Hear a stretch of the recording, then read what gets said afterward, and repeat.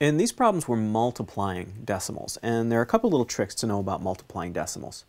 One trick is if you've got a calculator handy, you can punch them in and get the right answer every time, and that will work for you. But you should know how to do it by hand, just in case. So I've got 0.55. I'm going to multiply it by 0.01. So I've set this up just like I would for a normal multiplication problem. One thing to know is if you've got zeros in these places, you don't really even have to do anything with them because 0 times anything is going to be 0. So it's not going to add anything to the final answer. So all I really have to do is take this 1 and multiply it by the stuff on the top. 1 times 5 is 5. 1 times 5 is 5. Well, 1 times 0 is 0, so I don't really need to worry about that either. The rest of this is 0, so I'm done except for figuring out where the decimal point goes. And the rule here is that you count the number of digits that are behind the decimal point. The top number has 2 of them.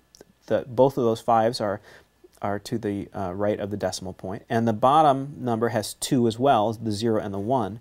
So that's a total of 4. So my answer has to have 4 digits behind the decimal point. And to make that happen, I've only got 2 digits here.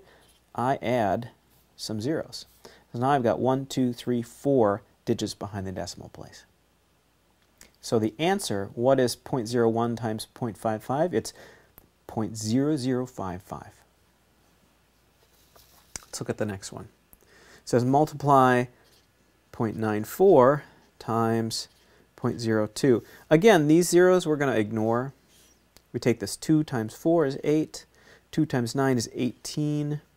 Carry the 1. 2 times 0 is 0 plus 1, 1. So the rest of this is zeros. We've got our number down here. We need to count the number of digits that are to the right of the decimal point. There's 2 on the top one, 2 on the bottom one, just like the last problems. That's a total of 4.